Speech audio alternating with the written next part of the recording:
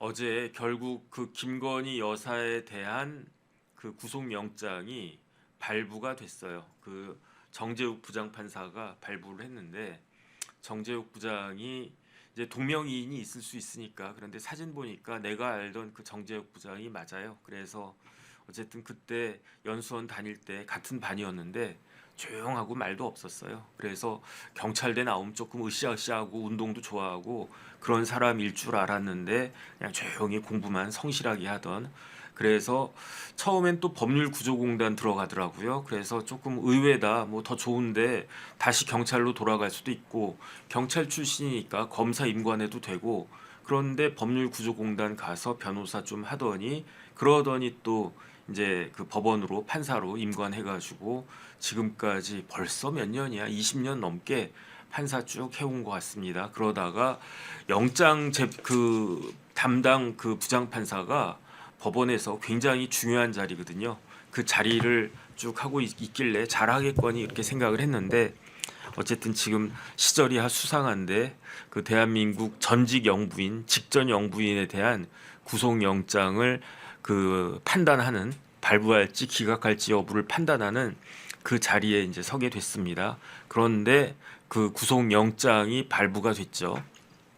그래서 뭐 어떤 변호사들은 이번에 정재욱 부장판사가 김건희 여사 구속영장 발부하면서 뭐 이런저런 이유를 아주 길게 그냥 장황하게 쓸 것이다, 그렇게 예측을 했었는데 저는 그렇게 생각하지 않았어요. 저는 연합뉴스 TV 가서도 그렇게 이야기를 했었는데 아마 그냥 그 몇 자 안 쓸 거다. 그래서 구속영장 내용이 뭘 그 근거로 영장을 발부했나 거기에 대해서 궁금해서 기사를 좀 찾아봤는데 구속영장 그 내용이, 그 발부서의 내용이 별로 없는 것 같아요. 그냥 증거인멸에 염려가 있다, 요런 식으로만 그 구속영장이 되어 있었다는 것 같고, 뭐 제가 봐도 주절주절 뭐 이야기 많이 해봤자 그래봤자 지금같이 이렇게 민감한 사안에 있어서는 이런저런 억측만 있을 뿐이기 때문에, 그랬기 때문에 그 뭐 제가 예상했던 대로 그냥 증거인멸, 그러니까 혐의가 소명되고 증거인멸에 염려가 있다. 그런데 지금 이미 윤석열 전 대통령에 대해서는 구속영장이 이미 발부가 돼서 구속 상태에서 기소돼 가지고 그러고 있지 않습니까? 서울구치소에서. 근데 저는 개인적으로 윤석열 전 대통령에 대한 구속과 김건희 여사에 대한 구속은 차이가 상당하다라고 생각을 해요. 왜 차이가 상당하냐? 윤석열 전 대통령 혐의는 뭐였냐면 내란 혐의였어요. 왜 내란인가? 계엄을 불법적으로 해서 그게 내란이다, 이런 혐의로 구속돼서 내란죄로 지금 재판받고 있는 거 아니겠습니까? 부장판사는 지규현 부장이고.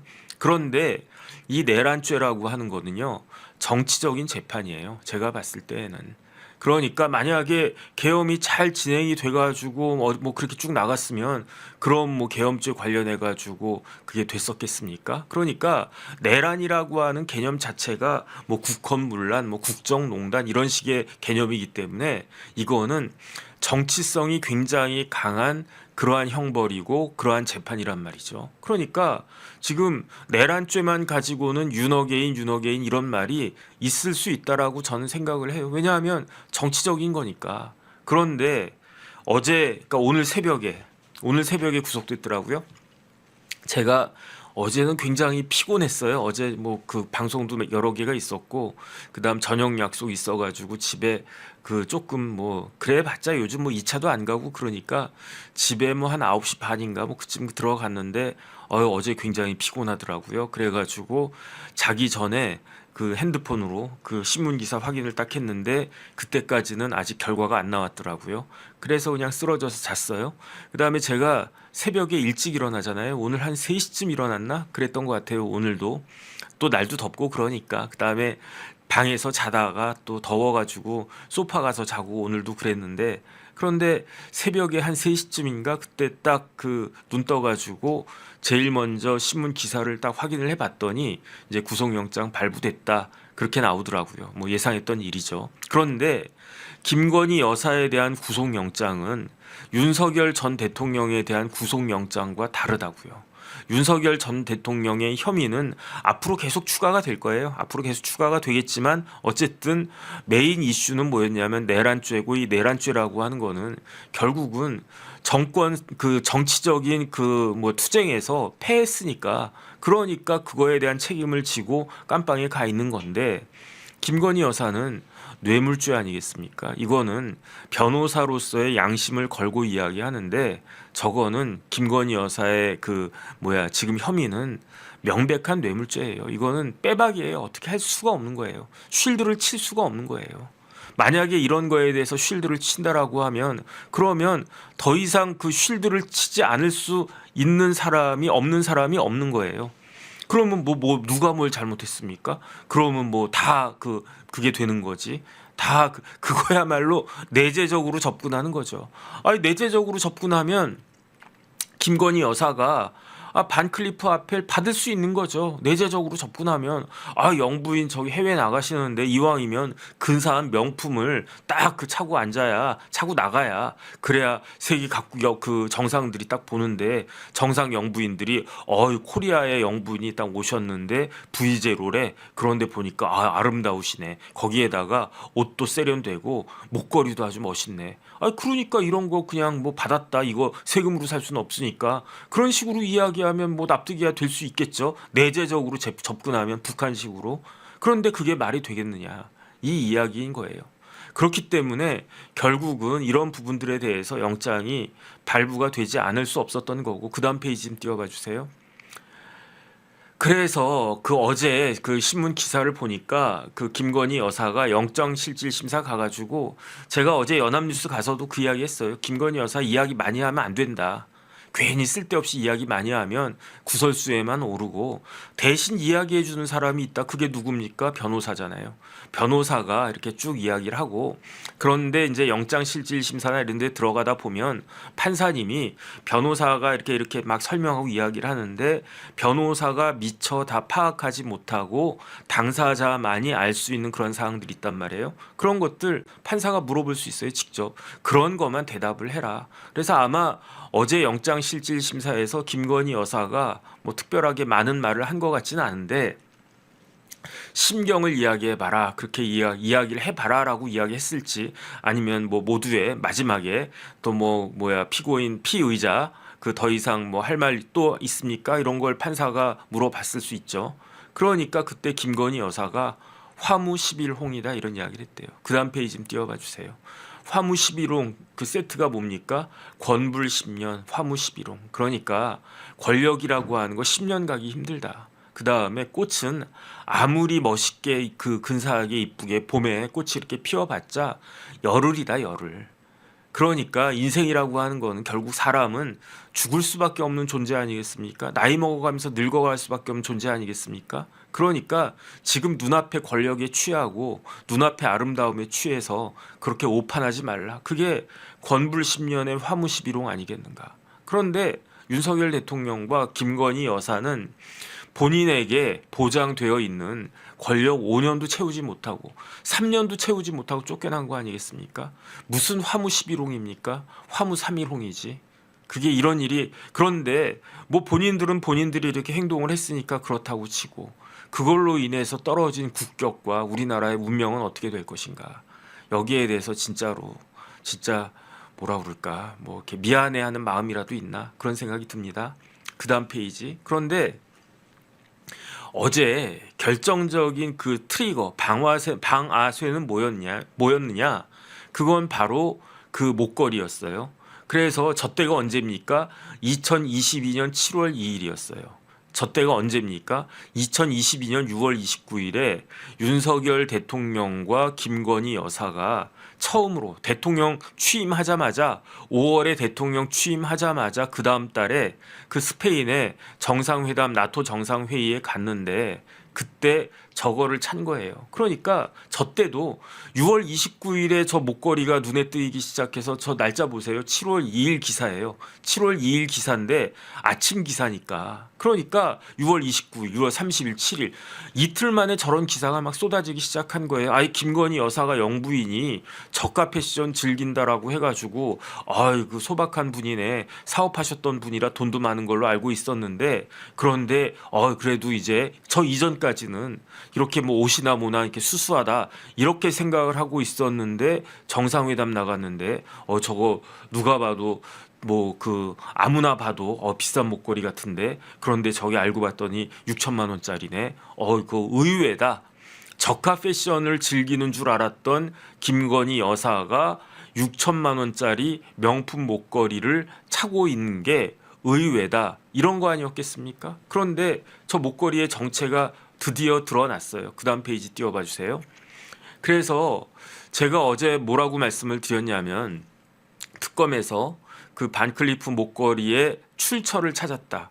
작년 2022년도에 저 그 반클리프 앤 아펠의 그 스노우플레이크라고 하는 목걸이가 몇 개 팔렸느냐? 딱 한 개 팔렸대요.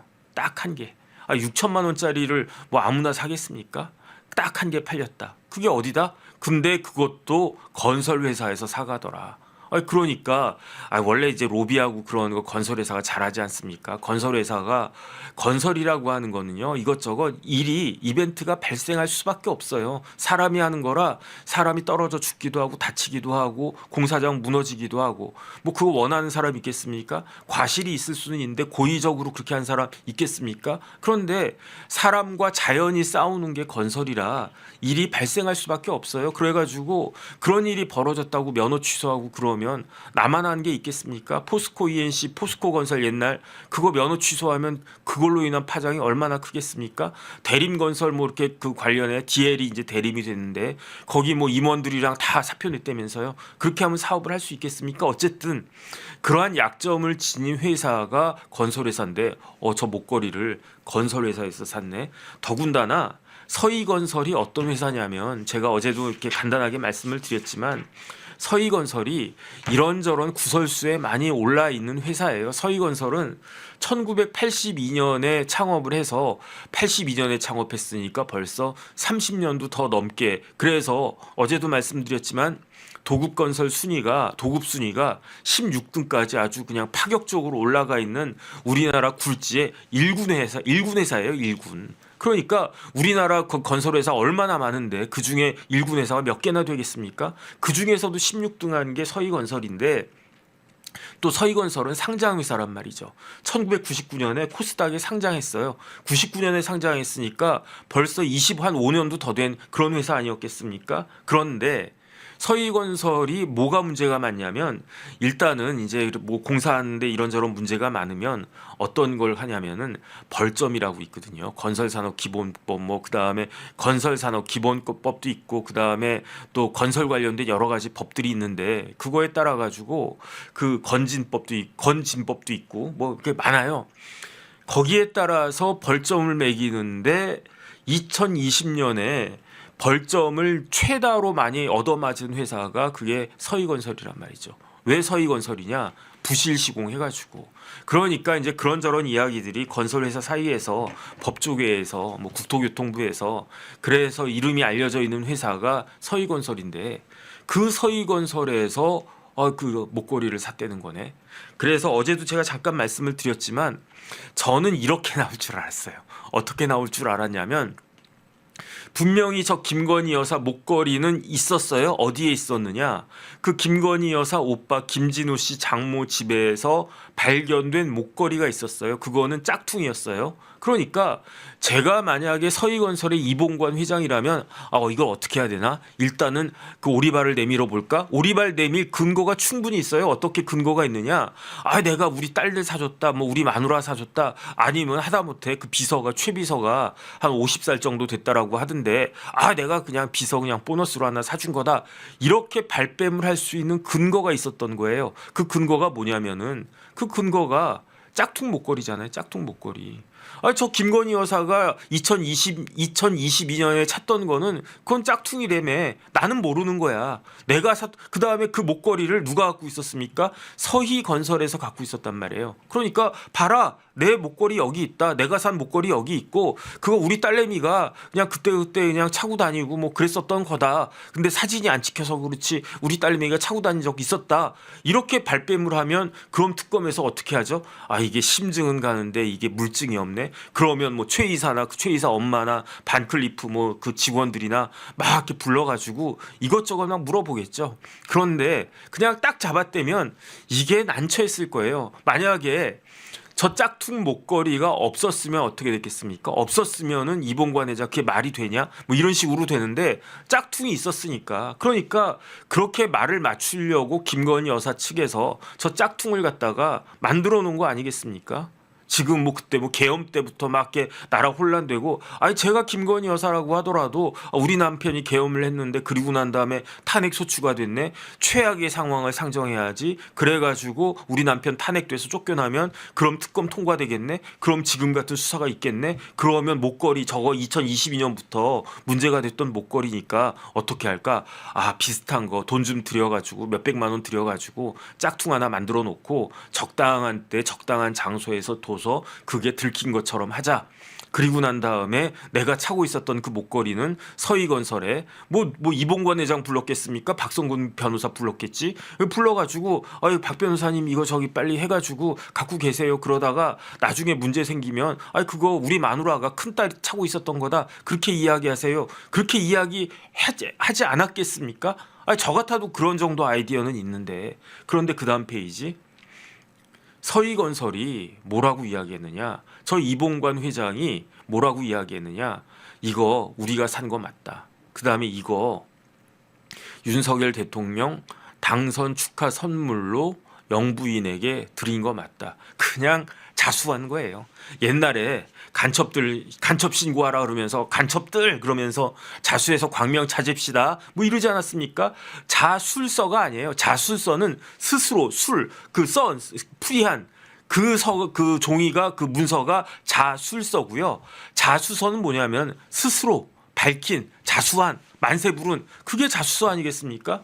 이봉관 회장은 왜 제가 조금 전에 말씀드린 바와 같이 그런 식으로 뻗땡기면서 어떻게든 빠져나갈. 왜냐하면 제가 봤을 때 이봉관 회장도 구속될 수 있어요. 왜 구속되겠습니까? 그 뇌물을 증여한 죄 이봉관이든 박성근이든 지금 충분히 문제가 되고도 남습니다. 그런데 왜 이봉관 회장이 저렇게 자술서도 아니고 자수서를 쓸 수밖에 없었겠는가? 그 이유는 뻔하지 않습니까? 제가 이재명 대통령이라고 해봐요. 이재명 대통령도요. 검사 출신은 아니지만 뭐 사칭한 적은 있었다라고 하지만 어쨌든 변호사 출신이잖아요. 법조인이잖아요. 그런데 뭐 보고받지 않았겠습니까? 이재명 대통령이 지금 제일 관심 있을 게 뭐겠습니까? 뭐 트럼프도 관심 있고 뭐 정청래도 관심 있고 이것저것 관심이 있겠지만 제가 봤을 때는요. 이재명 대통령이 지금 제일 관심이 있을 분야는 윤석열도 아니에요. 제가 봤을 때는 김건희 수사 어떻게 되나 그거 계속 보고받지 않겠습니까? 드디어 찾았습니다. 그 다음에 그거 서희건설에서 샀답니다. 그래? 그럼 이봉관 뭐라고 그래? 만약에 그때 이봉관 회장이 우리는 모르는 건데 우리 딸내미가 그래? 이 사람이 죽고 싶구만. 45년생이면 80살인데 그래? 한번 회사 어떻게 되나 한번 볼까? 이러면서 어려운 것도 아니에요. 뭐가 쉽습니까? 저러면서 국세청 딱 동원해가지고 세무조사나 한번 땅 때리면 그러면 그냥 아작나는 거 아니겠습니까? 사업하는 사람들의 약점이 그거 아닙니까? 만약에 저 같은 사람 보고 제가 가진 게 있습니까? 잃을 게 얼마나 있습니까? 물론 저도 이렇게 조그만하게 그건 있지만은 그렇다고 해가지고 재벌그룹 회장입니까?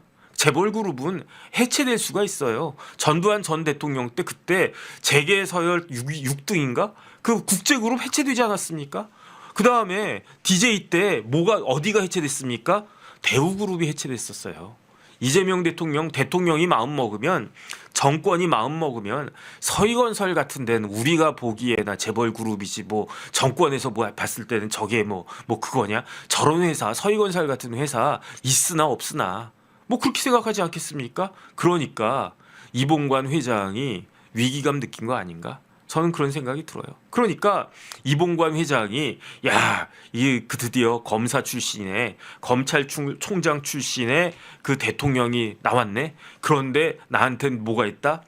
검사가 있다. 어떤 검사가 있다? 사위 검사가 있고 어떤 검사가 있다? 딸 검사가 있다. 그러면 거기에 선을 딱 대가지고 대통령님 잘 아시죠? 우리 사위 그 박성근 검사 옛날에 대구지검에서 우리 사위가 부부장 검사일 때 그때 대통령님 그 특수부장 검사 하시지 않았습니까? 그놈이 제 사위입니다. 그러면서 그 다음에 우리 딸이 여식이 하나 있는데 막내딸인데 눈에 넣어도 아프지 않을 그런 막내딸이 걔가 또 공부 잘해가지고 사법시험 합격해서 서울지검 초임으로 검사하다가 지금 뭐 애비 사업 돕는다고 이제 나와 있습니다. 우리 집안이 그런 집안입니다. 그러면 우리는 넓게 보면 검찰 가족 아니겠는가? 우리 서희건설은 검찰 건설 아니겠는가? 잘 봐주세요. 이러면서 어떻게 했다? 그 당선 축하 선물 보내고 이러면서 뭘 했다? 청탁했다는 거예요. 우리 사위놈이 지금 서울고검에서 한직에 돌다가 나와가지고 법무법인 발은해서 한 2년 정도 이렇게 변호사하고 있는데 우리 사위 정도면 더 좋은데 대통령님이 더 잘 쓰셔야 되지 않겠습니까? 그래서 대통령이 잘 쓰려면 어떻게 해야 됩니까? 대통령이 뭐 정치적 기반이 있었습니까? 나오자마자 그냥 대통령 된 사람인데 그러니까 일단은 우리 사위 총리실에 뭐 적당한 자리 보내주시고 총리 비서실장 어때요? 뭐 감사합니다. 그리고 난 다음에 목표는 뭐다? 그 우리 사위 2024년에 총선이 있는데 그때 부산에서 공천만 해주세요. 그러면 무조건 되지 않겠습니까? 그러면은 우리 사위가 뭐 누구 같은 배신 안 하고 진짜 충성을 다할 겁니다. 그러니까 우리 사위 좀 꽂아주세요. 그런 이야기 하지 않았겠습니까? 그런데 지금 이런 문제가 딱 발생하니까 제일 먼저 그 김건희 여사 입장에서는 윤석열 대통령 입장에서는 제일 먼저 배신한 사람이 누굽니까? 이봉관 회장이잖아요. 이봉관 회장이 좀 버텨주면은 그러면 혹시나 만에 하나라도 이거 나는 뭐 드린 적 없고 막 이랬으면 그럼 뭐 증거인멸 염려가 있다 없다? 뭐 그런 거밖에 다퉈가지고 김건희 여사라도 영장이 혹시 기각될 수 있을지 모르겠는데 아니 그러니까 정재욱 부장이 김건희 여사한테 물어본 거 딱 한 가지래요. 뭘 물어보느냐? 그 반클리프 아펠이라고 하는 그 목걸이 받았습니까? 안 받았습니까? 저 모르는 일인데요. 그러니까 아주 그냥 특검에서 박수를 쳤을 거예요. 저거 봐라 싹 걸렸다. 준 사람이 줬다라고 인정을 했고 모든 정황이 다 나왔는데 저 사람은 김건희 여사가 영부인까지 했다라고 한 사람이 끝까지 그런데 저런 이야기 나오는 게 누가 배신한 거다? 뭐 누구도 배신하고 뭐 말 말씀하세요. 뭐 저보고도 배신 어쩌고 뭐 그런 분들 계시던데 저는 아이돈케어 저는 상관없습니다. 그런데 객관적으로 배신한 사람 누굽니까? 이봉관이잖아요. 뭐 김건희 여사가 처음부터 이봉관 회장한테 이 회장님 내가 봤는데 반클리프 아펠에 저 스노우플레이크라고 하는 거 이뻐 보이던데 그거 하나 사주실래요? 이랬겠습니까? 서희건설에서 알아서 샀겠지. 그 다음에 알아서 이게 갖다 바쳤겠지. 그러면서 거기에다가 우리 사위놈 진짜 아깝습니다. 이놈 좀 잘 키워주세요. 대통령님과 뭐 영부인에게 그 백골난망 충성 다할 겁니다. 먼저 그러지 않았겠습니까? 제가 봤을 때는. 그랬는데 이런 식으로 들통이 나니까 그냥 바람이 불기도 전에 알아서 기어가지고 자술서도 아니고 자수합니다. 한 번만 살려주세요. 내가 지금 45년생 80살이니까 뭐 내가 뭐 얼마나 더 살겠습니까? 나 깜빵에 넣으시겠습니까? 내가 고령인데 우리 사위도 봐주시고 그 다음에 사위까지는 몰라. 뭐 사위는 뭐 저만하만 지금 남 아니겠습니까? 박성근 변호사는 뭐 구속될 수도 있다라고 각오해야 될지도 모르겠어요. 하지만 지금 그 이봉관 회장에게 가장 그 소중한 건 뭐겠습니까? 딸 셋하고 서희건설하고. 이거는 날리면 안 되지. 지금 그러니까 그렇게 한 거 아니겠는가. 그 다음 페이지 좀 띄워봐 주세요. 그래서 뭐 대가성 뇌물이었나. 뭐 뇌물이었죠. 뭐 저게 뇌물이 아니면 뭐가 뇌물입니까? 그 다음 페이지 띄워봐 주세요.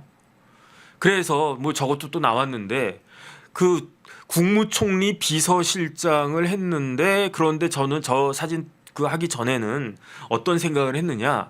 검사들을 각각 정부 기관에 파견을 보내요. 그래서 뭐 공정거래위원회도 파견 보내고 그 다음에 국민권익위원회도 파견 보내고 뭐 국회로도 파견 보내고 그런단 말이에요.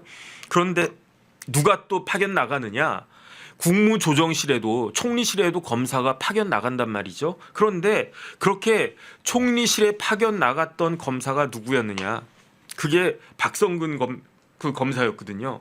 박성근 그 검사가 몇 학년 때냐? 1, 2, 3, 4, 5학년 때 1, 2, 3, 4, 5학년 때 5년 차 다섯 번째 임기를 다섯 번째 그 배정 받았을 때 그때 국무조정실에 파견 나갔었어요. 그런데 그때 국무총리가 누구였느냐? 한덕수 총리였어요. 왜냐하면 2007년도니까 노무현 대통령 마지막 해에 그 박성근은 국무조정실 파견 나간 검사고 한덕수는 노무현 대통령의 마지막 그 총리였고 그러니까 저는 어떻게 생각했느냐? 저 한덕수 총리가 그때 그 파견 나왔던 검사 있었지 박성근이라고 서울법대 나오고 똘똘하더만 그러면은 그 사람 뭐 비서실장 써도 되겠네라고 생각했을 수도 있지 않았을까 했는데 보니까 참 이제는 진짜 무서운 세상이에요. 무슨 말 했든지 간에 다 그냥 나오는 겁니다. 한덕수 총리가 저는 비서실장, 내 비서실장이지만 내가 고르지 않겠습니다. 마음 같아선 내가 눈에 딱 넣어둔 일 잘하는 놈들이 있는데 그런 놈들 말고 대통령님이 찍어주세요. 누가 와도 저는 대통령님 모시고 일을 잘하겠습니다. 그 다음 페이지.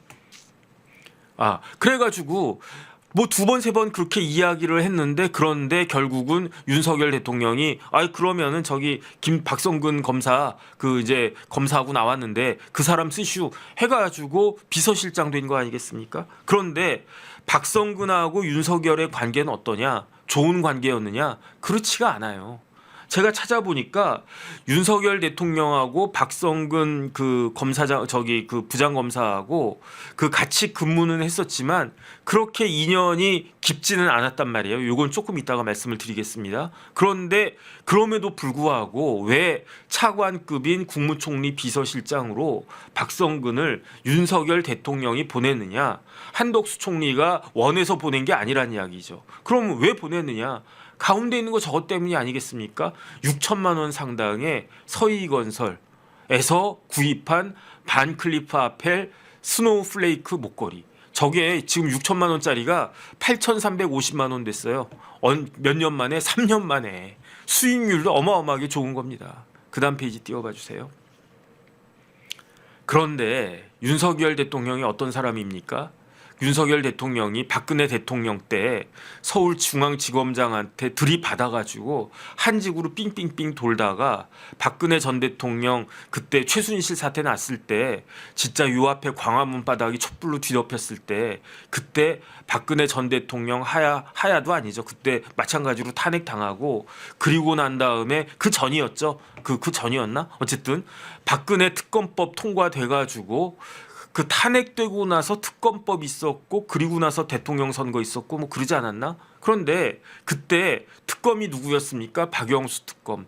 그래서 박영수 특검이 특검보를 여러 명을 갖다가 이렇게 임명을 했는데 현직에 있는 검사를 특검보급, 특검보는 검사장급이라고 그랬습니다. 검사장급의 팀장 자리를 하나 만들어가지고 수사 1팀, 2팀, 3팀은 특검보가 맡고 수사 4팀이 실질적으로 에이스 수사 1팀과 같은 역할을 했었는데 그 수사 4팀의 팀장이 누구였다? 그 수사사팀의 팀장이 윤석열 부장검사였고 그 수사사팀 팀장 밑에서 수석검사 역할을 했던 사람이 누구였다? 그게 한동훈 부장검사였지 않습니까? 그래가지고 윤석열 대통령 뭐라고 그랬습니까? 박근혜 내가 엮어가지고 깜빵 보냈는데 뭘 엮었다는 겁니까? 직권남용죄도 엮었지만 더한 게 뭐였습니까? 그게 뇌물죄로 엮었잖아요. 그래가지고 내가 깜빵 보냈다 이랬던 사람이 윤석열 전 대통령인데 어떻게 3월 9일 대통령 선거에서 승리하자마자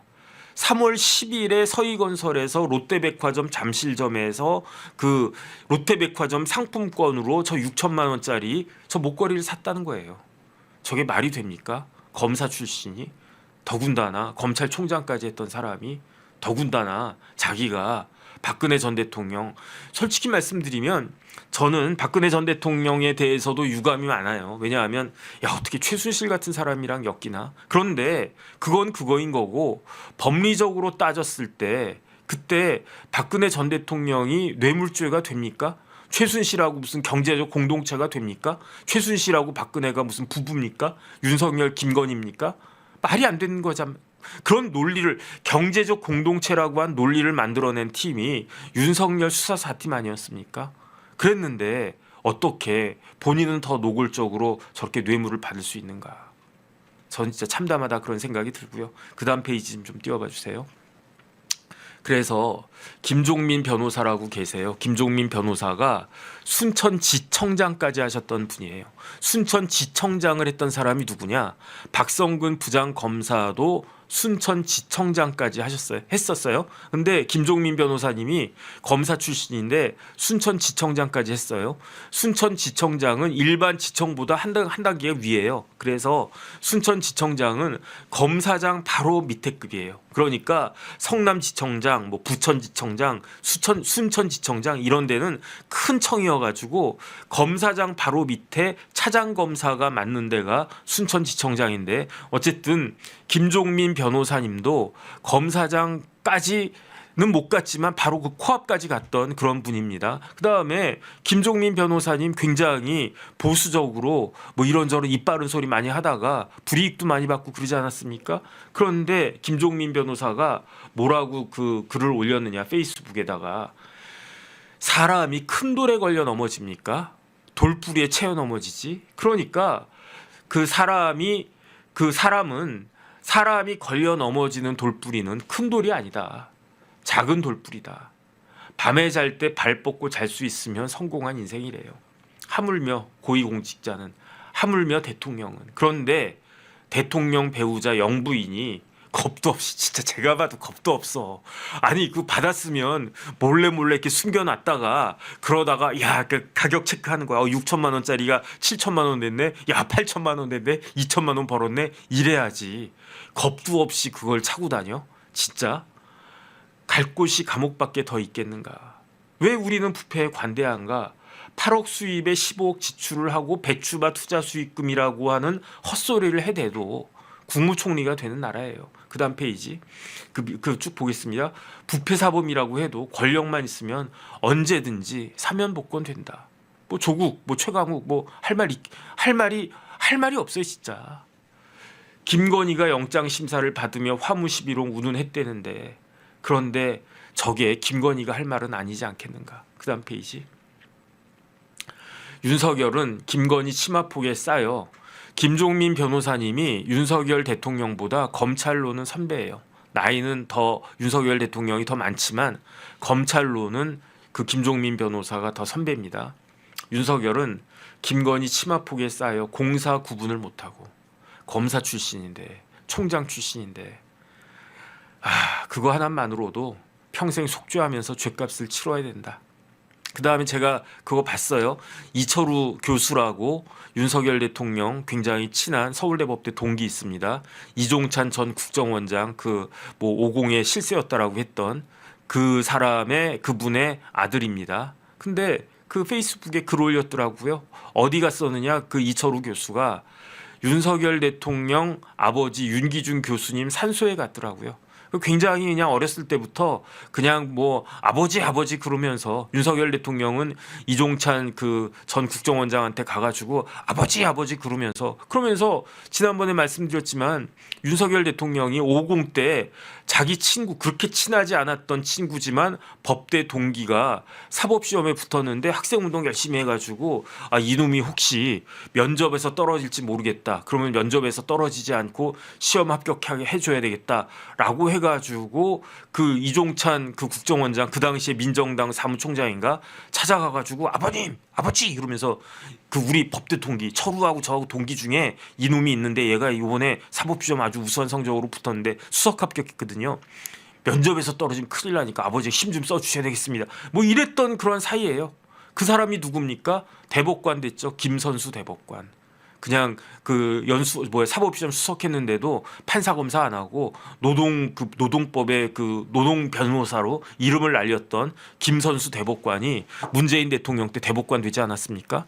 그런데 어쨌든 그러니까 이철우 교수가 윤기준 교수 그 아버님 하면서 이제 또 그 산소 찾아가 가지고 글을 올렸는데 그냥 저 같으면 마음이 착잡해서 그냥 윤기준 교수 아버님 그 뭐 진짜 친아버지 같은 분이다 이렇게 생각이 들었으면 산소 가가지고 사진만 찍고 그냥 윤기준 교수님이 산소 다녀왔다 이 정도만 페이스북에 올렸을 텐데 이철우 교수는 그렇게 올렸더라고요. 아들도 못 오고 저기 며느리도 못 오고 그럴 것 같아서 그냥 한번 와봤습니다. 지금 그런 지경 아니겠습니까? 그런데 사람들이 뭐라고 이야기하느냐? 아니 뭐 저희 정법전 TV 보시는 분들 중에도 저 막 그 비난하면서 뭐 네가 뭐 이런 이야기 할 수 있냐? 저도 이런 이야기 하기 싫거든요. 다시 한번 그것 좀 띄워봐 주세요. 그런데 어떤가? 이재명과 민주당 좌파 패거리들은 다 해먹는데 왜 나만 갖고 그래? 어떻게 네가 윤석열 대통령을 갖다가 이렇게 몰아세울 수 있어? 이런 말을 갖다가 하시는 분들이 당연히 있겠죠. 근데 한 가지만 말씀드리면 저는 진짜로 윤석열 대통령하고 김건희 여사한테 커피 한 잔 얻어먹은 바 없다라고 제일 먼저 말씀드렸고 그 다음에 계엄 딱 터졌을 때 그때 제가 뭐라고 말씀을 드렸냐면 빨리 윤석열 대통령 구속되는 게 낫겠다. 체포되는 게 낫겠다. 그래야지 합법적으로 한덕수 권한대행이 그 한덕수 총리가 권한대행 맡아서 그럼 그 상황에선 탄핵소추가 미뤄지지 않겠느냐. 저는 그때 간절하게 시간 버는 게 필요하다고 생각을 했었던 거거든요. 다 옛날 얘기가 됐어요. 근데 맨 마지막 줄이 굉장히 의미가 있다라고 생각을 해서 제가 김종민 변호사님 그 글을 소개해 드리는 건데 불법 앞에 평등을 요구하는 사람 그 사람이 나라를 썩게 만드는 최악의 인간이다. 아니 누가 잘못했는데 그게 민주당 쪽에서 계속 해왔던 이야기예요. 이거 잘못된 거 아니겠습니까? 그러면 뭐 국민의힘 쪽에 뭐 누구는 뭐 옛날에 그랬으니까 뭐 이거 뭐 이렇게 넘어가야 되는 거 아니겠습니까? 지금 근데 반대가 됐어요. 지금 반대가. 지금 누구라고 해야 되나? 뭐 윤어게인 하는 사람들은 뭐 이재명이는 더 했는데 뭐 윤석열이 깜빵 있어야 돼? 뭐 김정숙이는 어땠는데 뭐 김건희가 뭐 이거 가지고 깜빵 가야 돼? 뭐 이런 이야기 한단 말이죠. 그 김정숙 브로치 이따만한 거 그거 하고 뭐 저거 뭐 하고 뭐 비교해 뭐가 그래. 그런데 그런 이야기 하는 사람들은 똑같은 사람 아니냐. 불법 앞에 평등을 요구하는 사람 그 사람이 나라를 망치고 사회를 망치는 최악의 인간이다. 그런데 마지막으로 한 가지만 더 말씀드리고 다음 간단하게 또 다른 주제로 넘어가겠습니다. 저는요 뭐 기억하시지도 못하겠지만 지지난번 대선에 윤석열과 이재명이 붙었던 그 대선에서 여러 번 이야기했어요. 제가 뭐 개념이 있겠습니까? 그 다음에 제가 욕심이 있겠습니까? 개념이 있겠습니까? 그러니까 제가 그때 뭐라고 이야기했냐면은 그 민주당이든 국민의힘이든 후보 교체하는 정당이 승리할 것이다라고 제가 여러 번 이야기했어요. 그때는 제가 지금보다도 더 듣보잡 패널이었으니까 기억도 못 하시겠지만 만약에 민주당에서 이재명을 이낙연으로 교체하면 그러면 민주당이 이길 수밖에 없다. 윤석열 도저히 못 이긴다. 그때 줄리 벽화가 어쩌고 저쩌고 별 난리들이 있었습니다. 기억나시는 분들이 있을 거예요. 벽화를 그렸는데 그 다음에 윤석열자 해가지고 무슨 어떤 학생이 그림을 그렸는데 거기 그 기차가 얼굴에 그냥 윤석열 얼굴 이렇게 그려놓고 그랬던 것도 있었고 비호감도가 상당히 높았었어요. 그래가지고 저는 그때 어떻게 생각했냐면 만약에 민주당에서 이재명을 이낙연으로 교체하면 어떻게 되나 이낙연이 무난히 이길 거고 만약에 국민의힘에서 윤석열을 그 홍준표로 교체하면 그러면 홍준표가 무난히 이재명 이길 거고 그런데 이낙연하고 홍준표하고 붙으면 그거는 가봐야 되겠는데 그런데 만약에 이재명하고 윤석열하고 붙이면 이것도 가봐야 알겠는데 저 그 생각했었거든요. 그런데 어쨌든 그때로서는 천만다행 지금은 잘 모르겠고 어쨌든 그때 윤석열 후보가 대통령 됐습니다. 그래가지고 어찌됐든지 간에 윤석열 정권이 쭉 갔었는데 이거는 기억하시는 분들 계실지 모르겠어요. 그 작년 초에 재작년 말부터 작년 초에 저는 2024년 총선이 작년 총선이 무지무지하게 중요하다라고 생각을 했는데 그때 제가 딱 드는 생각이 이거 프레임을 이재명 대 한동훈 프레임으로 가면은 국민의힘이 이기겠다라고 생각을 했어요. 그런데 이재명 대 윤석열로 가면 이거는 큰일 난다. 그 생각하지 않았습니까? 그래서 객관적으로 지지율이 2024년 작년 2월 말 3월 초까지만 해도 그러니까 도주대사 이런 거 나오기 전까지만 해도 국민의힘이 앞서는 걸로 나왔어요. 심지어 160석 막 이렇게 나왔었단 말이에요. 여러 번 제가 말씀드렸어요. 그때 안산에서도 이긴다고 나왔었어요. 그때 장성민 후보가 안산인가에서 출마했었는데 장성민 후보가 우리 계산해 보니까 거의 한 165석 국민의힘이 나올 것 같다 이렇게 이야기를 하니까 왜냐하면 그때는 작년 총선에 민주당 어땠습니까? 그때 민주당에서 이재명 대표가 어떻게 했습니까? 친명횡재, 비명횡사 이루고 있었고요. 그 다음에 한 달에 일주일에 재판을 몇 번씩 가는 그러한 그 피고인이 대표인 정당이 저 정당이 정상인 정당이냐 그랬었단 말이죠. 그러니까 그런 이야기가 딱 맥혀가지고 그때 제가 봤을 때 일당이 민주당이 국민의힘이 됐었을 거예요. 만약에 이재명 대 한동훈 구도로 갔었으면 그러면 올드하고 뉴하고 이런 식으로.